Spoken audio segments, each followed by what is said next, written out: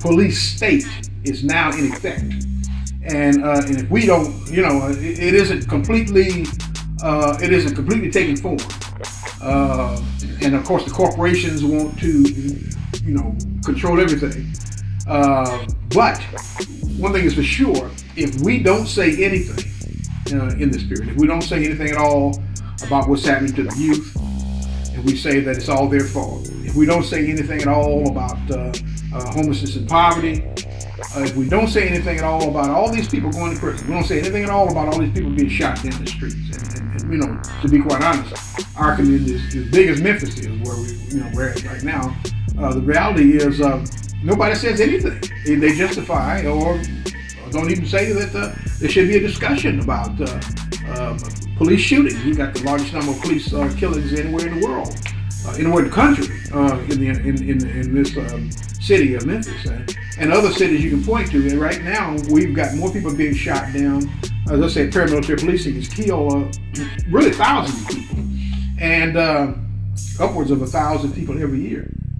And this is not well known. If it is well known, if it is known, it's known to a very small number of people, and it's kicked under the rug, And so, part of our task has got to be is to take the government on and take the state on around other issues, other forms of oppression. Back in the 1960s, you had a certain kind of discrimination, racial discrimination, where you had no rights, at all. The white power structure decided what your rights were if they decided you had any. And we had to fight that. We had to fight that and overturn the old Jim Crow system. So now we're at another stage of struggle, should be. And we have to fight it, whether we recognize it or not. And that's the question, The necessity is there, and the drive is there, but is the political understanding there?